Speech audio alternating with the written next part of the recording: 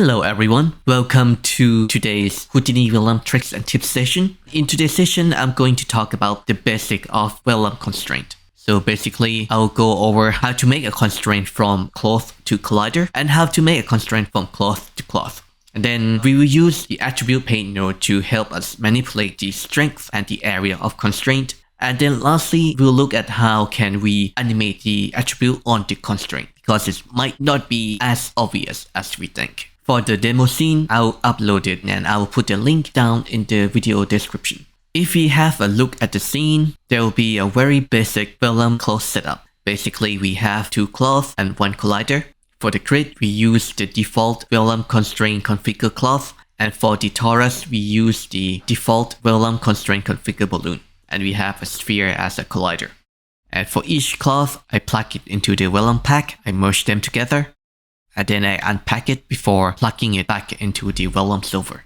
If we look at the simulation now, the cloth will be falling down to the grid abyss because there's no constraint from anything to anything. Usually in a regular pipeline, on the geometry there should be something like attribute or group which we can use to distinguish each geometry. To emulate that, here we will create a primitive group for each geometry. So before we plug into the Vellum constraint, I will create the node called group, plug it there, and I'll make sure that the group type is primitive, and then I'll name the group. In this case, it's a grid, so I'll just name it grid geo. I'll rename the node as well, so it's easier to read. And then I'll duplicate the group node here. I'll duplicate it by pressing Alt, then drag, then release, and the node should be duplicated. Then I'll plug it under the torus. I will rename it accordingly. This one is torus, and I'll rename the node as well. I'll do the same for the collider, just in case. Sphere. Okay. Now first, I'll create constraint from cloth to collider. I'll create Vellum constraint node and plug it before the Vellum solver.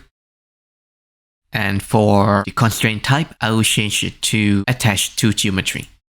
And if you look at the constraint now, you can see that now the constraint is being made from every point of the cloth to the collider, which is not necessarily something we want. If we look at the simulation now, you can see that everything is so stiff and it is constrained to the sphere. What if I want the constraint to only be created from the grid? Let's go back to the Vellum constraint, and under geometry group, make sure it's primitive group. We'll use the grid geo group that we created earlier. And now the constraint is being created from the primitive inside the grid geo group.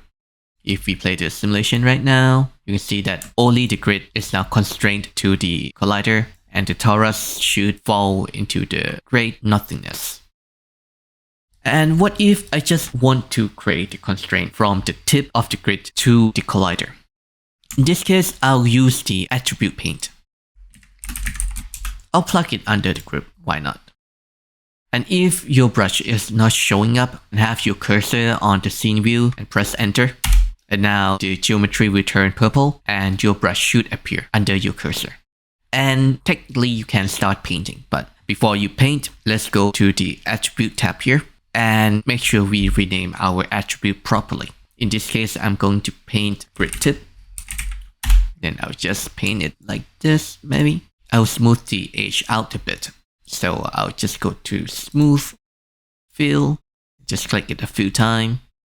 And then I'll copy the attribute name we just created, and I'll go back to the Vellum constraint. And here, under the geometry group, instead of using the primitive group, I'll change it to point because the attribute we paint is a point attribute.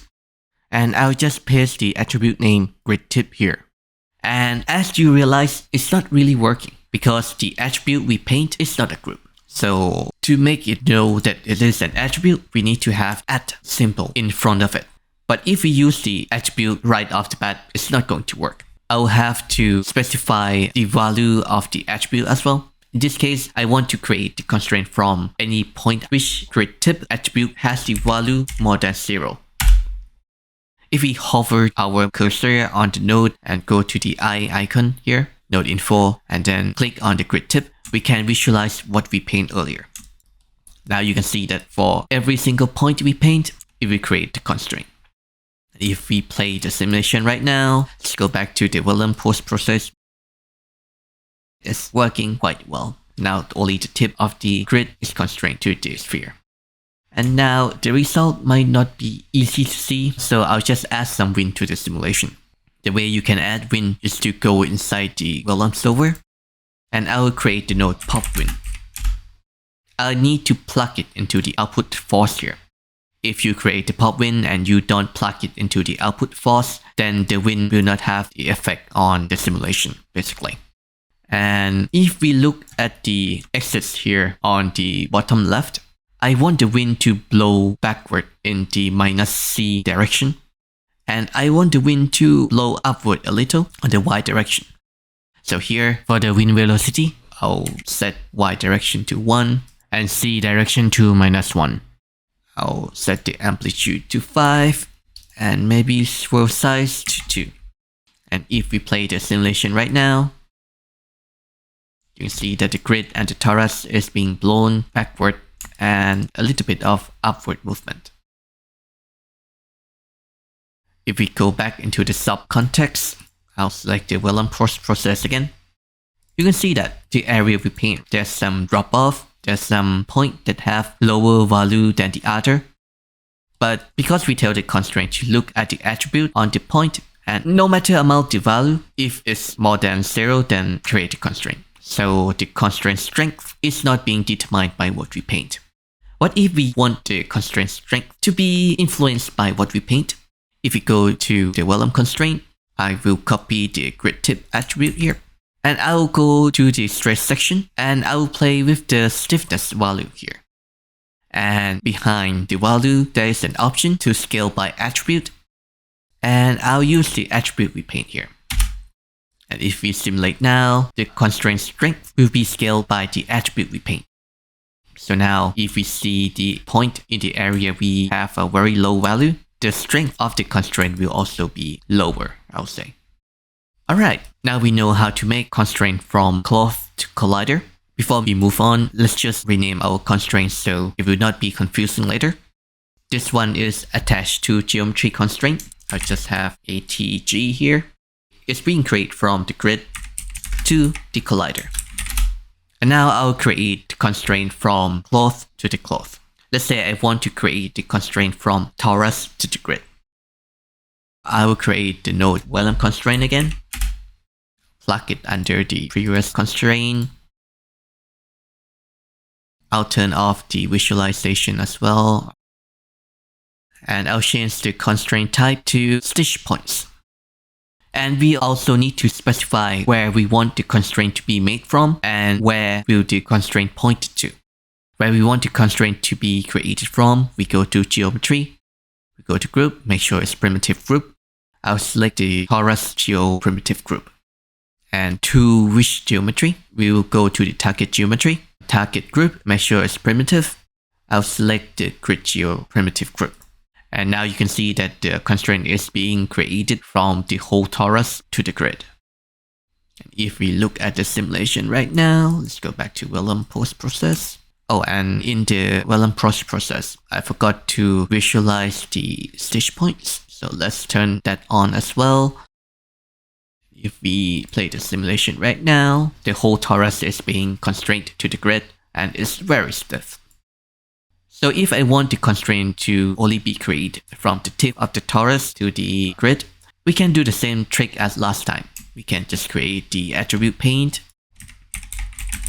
Under the group recreate, don't forget to rename your attribute before painting. Torus tip. If the brush is not showing up and the geometry is not purple, have your cursor on the scene wheel, press enter to enter the tool. I'll paint the tip of the torus a bit. And I will smooth it out a bit. And I'll copy the attribute we just create. Go back to the Vellum constraint. And we'll change the group type to points here. And we'll do the same thing. we'll have it look at the torus tip attribute, and if the value is more than 0, then create a constraint. To have what we paint influence the strength of the constraint, I'll go to stretch, stiffness, and then scale it by the attribute we just painted. If we play the simulation right now, alright, should be good. And now, what if I want to animate the attribute on the constraint? Let's say I want to animate the constraint from the tip of the grid, so that from, let's say, frame 20 to 24, for it to gradually release itself and the grid will be blown backward into the great nothingness. Okay, before we move on, I'll just rename the constraint name. This one is Stitch. It is Stitch from the torus to the grid. I can just try animating it directly on the constraint here. I will play with the stretch, stiffness scale. And before I move the frame on my timeline and key the attribute and stuff, I'll go to this brain icon here and I'll click it to disable the calculation of the simulation. So right now, if you slide your time slider here, the simulation will not be calculated. So, if you want just to create a keyframe on the specific frame and you need to scroll the time slider and stuff, it's safer to disable the simulation calculation. Okay, I'll go to frame 20 and I'll create a keyframe on stiffness. And I'll go to frame 24 and I will change the value to 0. And also you need to create a keyframe here as well in order to keep the change of the value we just set. Because otherwise, if you don't create a keyframe, if you move to another frame on the time slider, then the change we made will be lost. So let's go back to frame 24, change the value to 0, press alternate and left click to create a keyframe. And yep, now the stiff attribute is animated. If you play the simulation right now, don't forget to enable the simulation. You can see that even though we animate the constraint to release itself by frame 24, it's not really working. That's because the simulation will only look at the constraint attribute value on the very first frame of the simulation. For the animate attribute to affect the simulation, we need to do it within the DOP network, which is inside the Vellum solver. So let's go into the Vellum solver and let's try. Well, most of what I see online, they just use the Vellum constraint property. So let's try that first. And here on the Vellum constraint property, you can see the attribute here, which you can enable and set. And this attribute value will override the value on the sub level. So let's say I want the stiffness to be 0, then the constraint stiffness on the sub level will be overwritten and will be 0. If we play the simulation now, you can see that everything is a mess because I assume, because we didn't specify if it is a bend stiffness or stretch stiffness, if we just set every stiffness to 0. We need to use the group here to specify which stiffness we want to modify. So let's say we want to modify the stretch stiffness on the constraint we animate. Let's go back to the sub level. Let's go to the constraint we animate. This is under the stretch. And if you look on the most bottom, there will be the attribute called output group. Let's enable it and we need to give it a unique name. If we just grab the stretch by default, let's go back into the Vellum solver and let's say I'll just use that group. It will override the stretch stiffness value on every constraint, even the Vellum constraint config cloth. We don't really want that, so that's why we need to give it a unique name. In this case, I'll just use the constraint name followed by stretch. And I'll copy that. I'll go back into the Vellum solver and I'll just paste the group here. And let's see our simulation. As you can see, the stretch stiffness value is being replaced on the attached to geometry constraint from the grid to the collider. So the grid is not being attached to the collider anymore, which is great. And now we can animate the attribute on the Vellum constraint property. Let's disable the simulation calculation again. Let's go to frame 24. I'll set the value to 1, create a keyframe. I'll go to frame 24, set to 0, create another keyframe, And maybe the time ratio is too much, so I'll just set it to 48. Let's go back to frame 1, enable the simulation calculation, and let's simulate again. And now you can see that it's kind of work. The constraint is being kept on the frame before 20. And by frame 24, constraint is being released and the grid is being blown backward. Let's increase the frame range a bit more.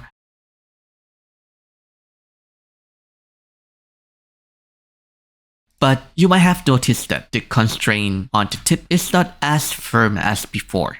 Why is this happening? If we look at the attribute value on the stiffness on the Vellum constraint property, you can see that it is 1 times by 1. And if we go back to the sub level and go back to the constraint we animate, you can see that the stiffness value is 1 times by 1e plus 10, which means 10 to the power of 10, which equals to 10,000 million. So the difference is huge. The stretch stiffness here is 10,000 million, and in the Vellum constraint property, it's just 1. So we need to scale the attribute accordingly as well.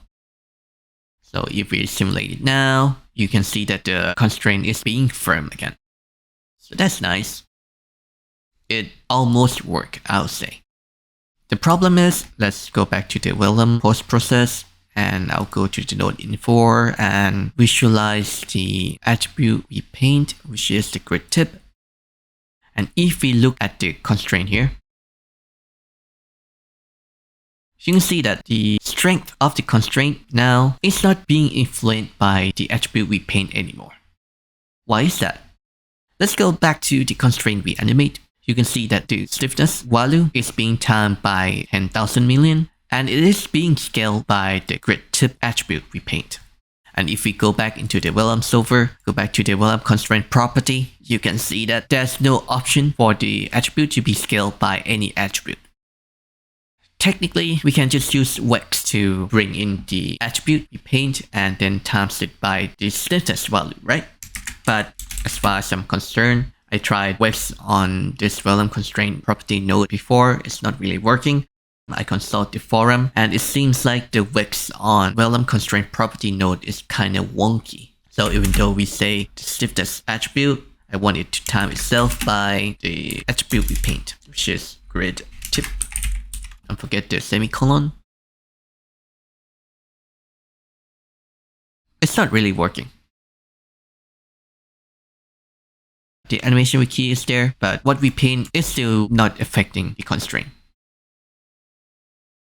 And I don't really like the fact that what we do here overrides the attribute value on the sub level as well. For me, it's not very clean and it can be very confusing for the artist. So in this case, because we have a constraint attribute being scaled by the attribute we paint, Vellum constraint property might not be the answer we are looking for. So I'll just disconnect it and let's forget about it for now. If you go back on the sub level, and I'll create the null node here, and I'll connect the second output of the constraint we want to animate, and I'll open the geometry spreadsheet. I can maximize the geometry spreadsheet window here by pressing Ctrl B.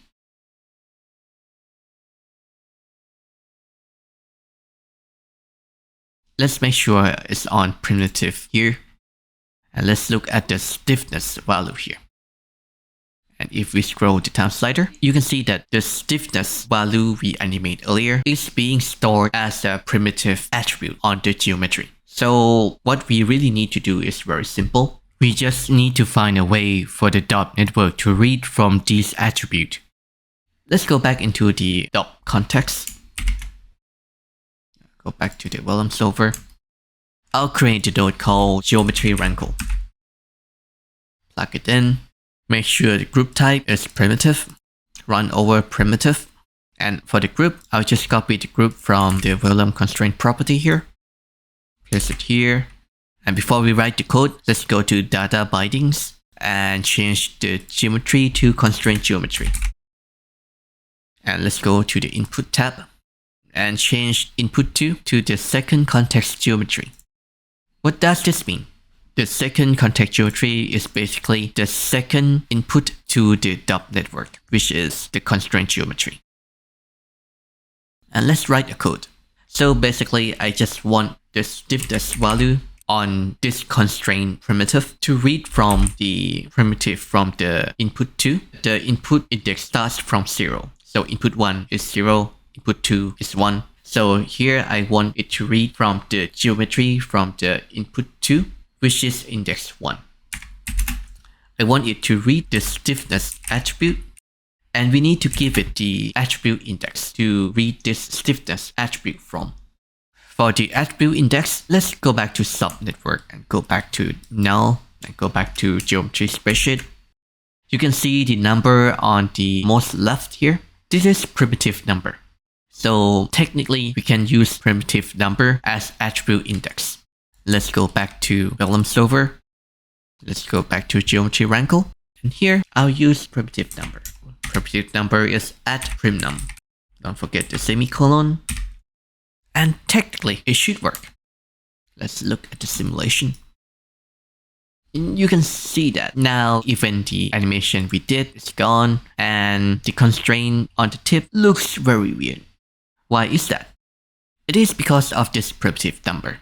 Actually, when we plug in the constraint into the Vellum Solver, the primitive number of the constraint geometry inside the dot network changed. So because the primitive number has changed, now we don't know which primitive does the function read the stiffness attribute from.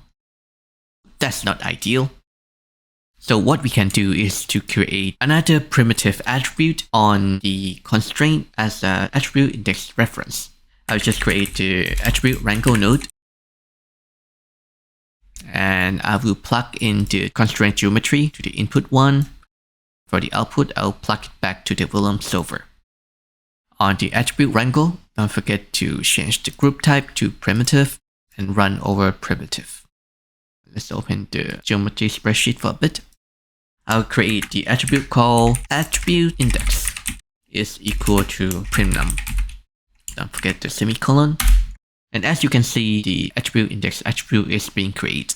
But now it's being created as a float attribute, not ideal. So I need to specify that the attribute index attribute is actually an integer. So I need to put I before the @ symbol. Now let's run it again. And now the attribute index attribute is integer. So that's good. And now once the constraint geometry is being plugged into the Vellum Solver, the attribute index will not be changed. We can use this attribute as a reference in the geometry Wrangle node here. Attribute index. And I'll do the simulation again. As you can see, the animation is back. Yay! And let's have a look at Vellum process here. And look at the strength of the constraint.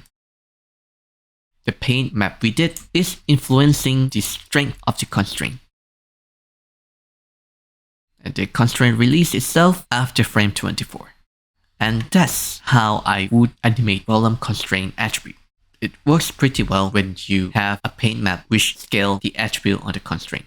And we can make the change outside of the dot context as well, which is pretty neat. I just keep the change in one place and everything will be arrayed inside the dot network. And yeah, that's it for today's session. I hope you learned something. If you have any questions, you can leave the comment down below or you can send an email to viracg.inbox@gmail.com. If you liked the video, consider giving it a like and subscribe to the channel. And see you in the next video. Bye for now.